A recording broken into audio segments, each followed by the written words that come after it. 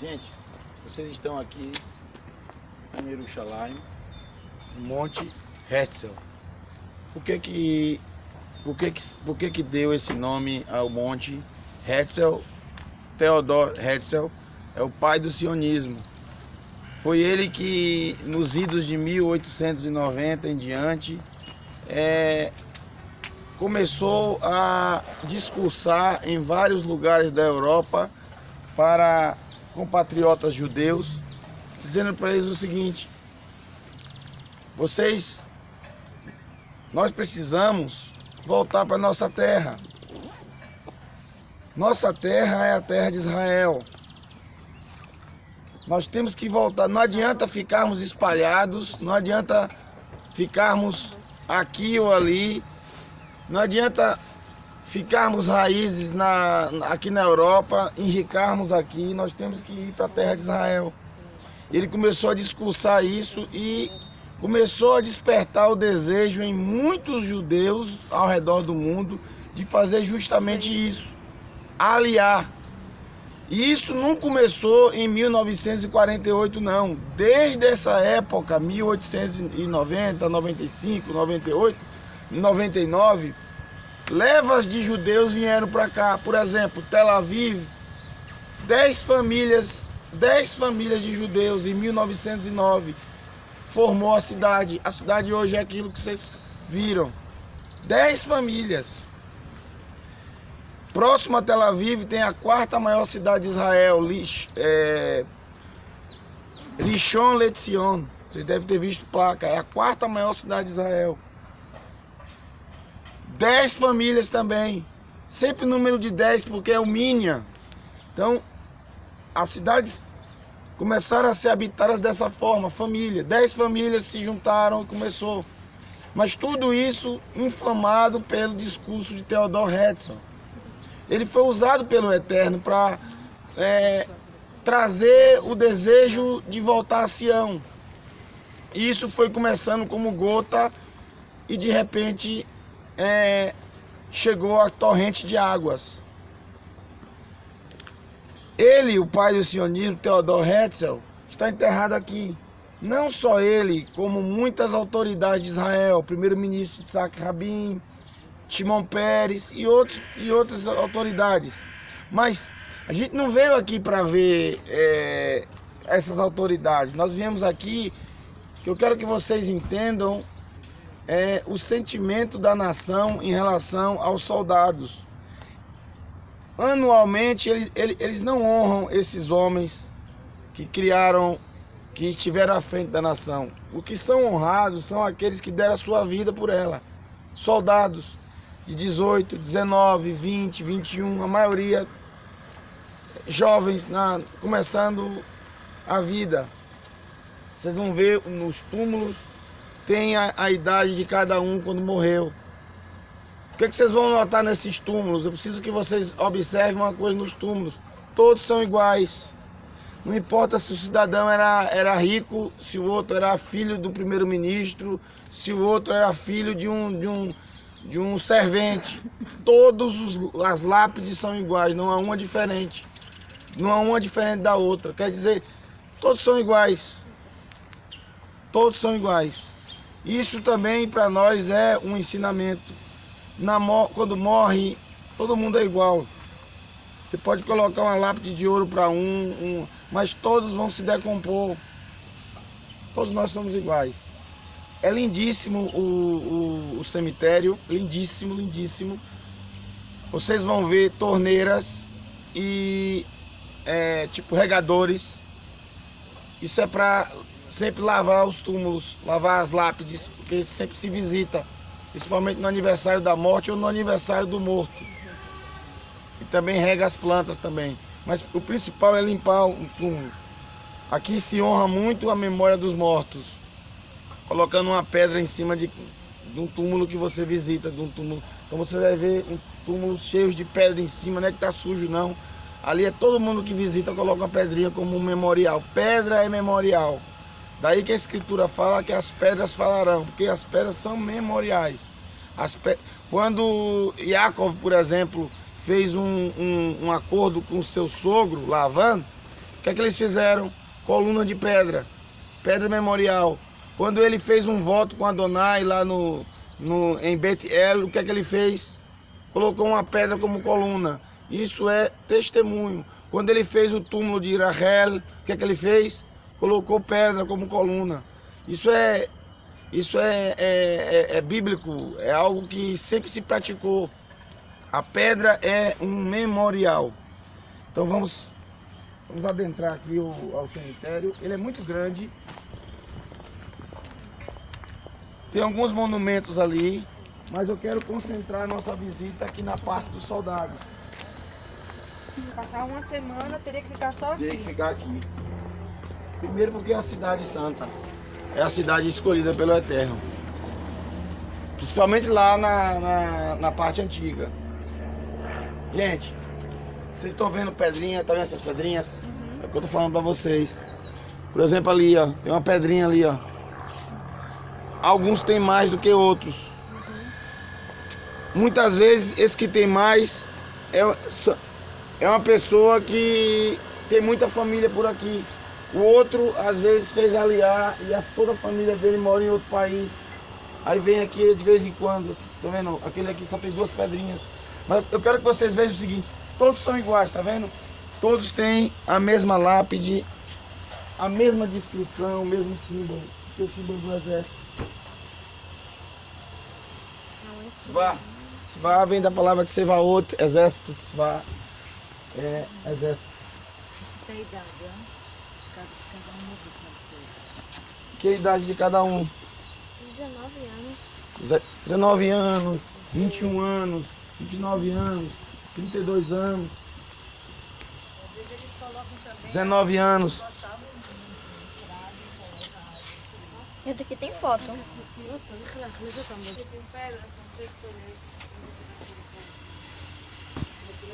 35 anos, 19 anos. Gente, a maioria são bem novos. 19 anos, 19 anos, 25 anos. Olha esse aqui, 18 anos. 18 anos. Ou seja, deram a vida pelo país.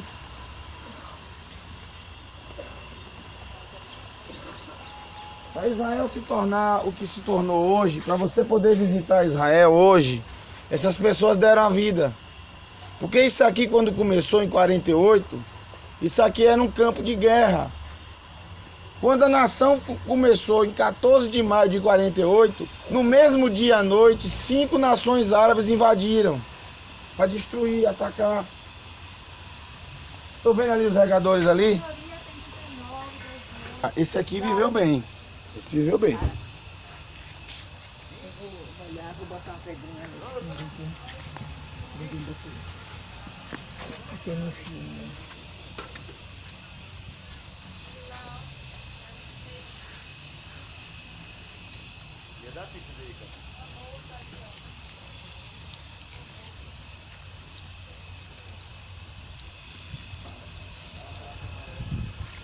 Vocês vão ver todas as latas. Vocês vão ver nas latas a data de nascimento e a data de falecimento. Se essa pessoa nasceu em outro país, também vai contar a data de aliar. Ele é Shimon. Tá vendo? Shimon. Shimon, ele nasceu em 3 de setembro de 1907. Ele fez aliar em 1932. Ele veio para Israel em 1932. E ele faleceu em 29 de 6 de 2000. Esse aqui com certeza de idade, de 93 anos. Morreu então depois da batalha. Né? Não morreu em batalha. Né? Não, esse aqui não morreu em batalha, sem dúvida nenhuma, ele morreu depois da batalha. Mas era um soldado, mas era Morreu aposentado. Um combatente. Morreu, bateu o carro. E, por exemplo, ele começa com 18 anos no exército e é obrigado a ficar até os 21. Aqui em Israel não tem negócio de reservista. Homens são 3 anos e mulheres 2.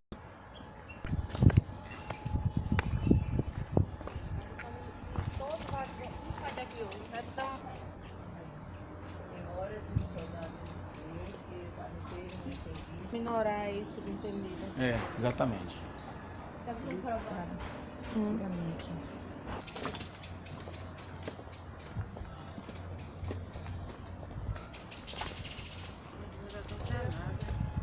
Lemaan Da'at Dorot, 20 mil.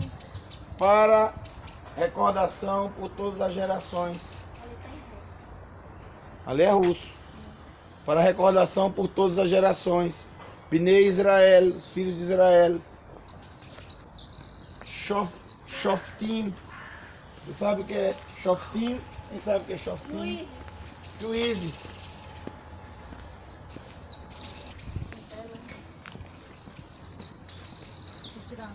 Capacete da época. Pedra e tem os buracos das balas. Aí, exatamente. Ô Felipe, tá filmando. Eu sei, prepara-se na frente das câmeras. Ele entra no meio. Incrível isso. Deixa eu filmar. Aqui, sério. Como aqui dentro.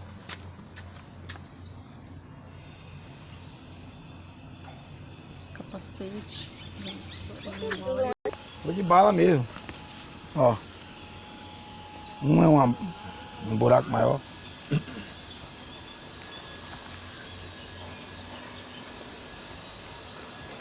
Gente, assim, se não houver uma memória, a gente se esquece de tudo. E fica tudo no passado. O ser humano tem um problema muito grande de se esquecer das coisas. Principalmente dos mortos. Principalmente dos mortos. Se esquece dos mortos. Eu vou dar um exemplo a vocês aqui, bem claro. Vocês lembram a tragédia que teve com o time da Chapecoense? Ninguém mais fala disso. No começo foi uma comoção total. Todo mundo ficou comovido, todo mundo ficou louco para ajudar. Disse que ia ajudar, disse que ia dar não sei quanto. Todo mundo disse que time de futebol disse que ia doar jogadores. Time de futebol disse que ia... Peraí, cara. Espetacular. Disse que ia doar não sei quantos milhões. Jogadores famosos iam doar. Não tem nenhum ano que aconteceu. Aconteceu quando? Aconteceu em novembro.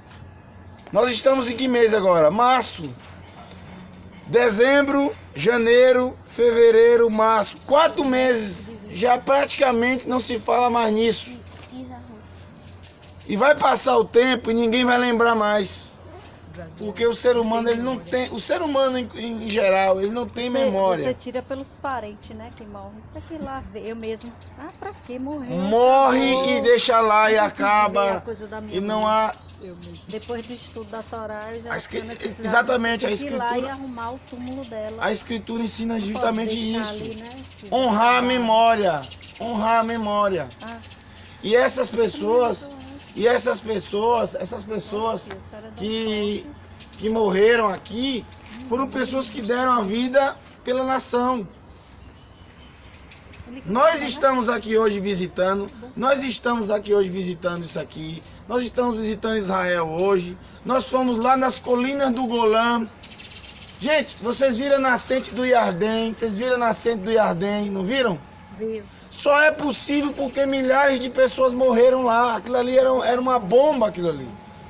Ali era a guerra o tempo todo com a Síria e com o Líbano. Somente em 67 Israel tomou as colinas do Golã de volta. Mas quantos morreram ali? Quantos não morreram para fechar as fronteiras? Quantos não morreram até que fosse feito o muro de separação entre a Cisjordânia e aqui? E praticamente nunca mais teve homem-bomba. Nunca mais teve homem-bomba em Israel. O mundo inteiro se levanta contra nós e fala que é absurdo construir o muro, mas nunca mais teve atentado aqui. Porque aqui era diariamente um homem-bomba se explodia em pizzaria, em mercado, em ônibus. Quantos não fizeram isso aqui? Nunca mais teve. Muitos desses soldados morreram, deram sua vida para que a gente estivesse aqui. Nada mais justo do que quando vem a Israel, pelo menos fazer uma visita, colocar uma pedra.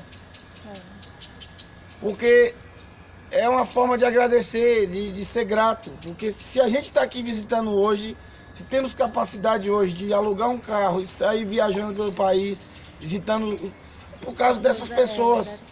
Senão a gente não tinha condição de visitar nada. Seria impossível até vir para cá.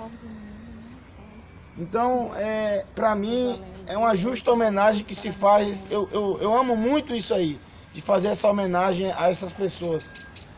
E muitas vezes, em muitos lugares, na cultura que se tem, principalmente ocidental, morreu, acabou e já não se lembra mais. Lá no Brasil, por exemplo, quantas pessoas deram a sua vida para ter o país que nós temos hoje, ao longo de toda a história, mas não são lembrados, nem sabemos que eles existem. Lá no Brasil tem feriado de Tiradentes, a gente não sabe nem quem foi, praticamente, não sabe quem foi, e uns feriados que não tem praticamente valor nenhum pra gente. 7 de setembro, 15 de novembro. Os feriados no Brasil praticamente não tem valor de lembrança nenhuma. Não há recordação alguma. A gente agora vai pro Yad Vashem. Aproveitar que a gente começou aqui com soldados, agora a gente vai pro Yad Vashem. Vou explicar a vocês aqui logo. Aproveitar que tá aqui, tá tranquilo. O Yad Vashem. Yad Vashem. Yad é mão, Vashem e nome. Yad Vashem. Juntando essas duas palavras é a recordação e o nome. Recordar a pessoa e o nome dela. Mais ou menos isso. É uma recordação dessas pessoas para que nunca jamais se esqueça do que eles passaram entre 39 e 45. 6 milhões de judeus foram exterminados, piores do que animais, queimados e jogados em valas comuns a céu aberto. O museu é um museu fantástico. Não pode fotografar lá dentro. Dentro do museu não pode, só no entorno. Não pode fotografar. Não pode fotografar lá no museu. Dentro do museu não pode filmar. Só pode filmar no entorno. O museu é lindíssimo. Tem que se fazer o máximo de silêncio possível, tá? Nada de correria, de correr lá dentro, Filipinho. Tem que ter respeito. Você vai gostar muito. É uma aula de história. Vocês vão ver utensílios daqueles que morreram nos campos de concentração. Pente, escova de dente, colher, garfo, Óculos, boneca, né? faca, cabelo, óculos, pijama, óculos, Boneca também. bonecas, rolo da Torá queimado, o trem que levaram eles para os campos de concentração, o trilho do trem, pedras dessa rua de onde eles foram levados. Então, é um museu que não deixa morrer essa história. A gente vai agora para lá. Não paga para entrar, só paga estacionamento, só paga para estacionar, não paga para entrar. No final, se você quiser fazer uma doação ao museu, você faz, você fica à vontade. Não precisa fazer, se quiser fazer, você faz, mas não paga nada para entrar. Para mim é o melhor museu do mundo, o melhor museu porque é fantástico. Simplesmente fantástico. Quem nunca foi nesse museu? E Karen? Karen já foi. Karen já foi no museu? Já. Mas parece que ela não lembra. Ela pode não lembrar. Quando ela entrar, ela vai recordar. Vamos lá.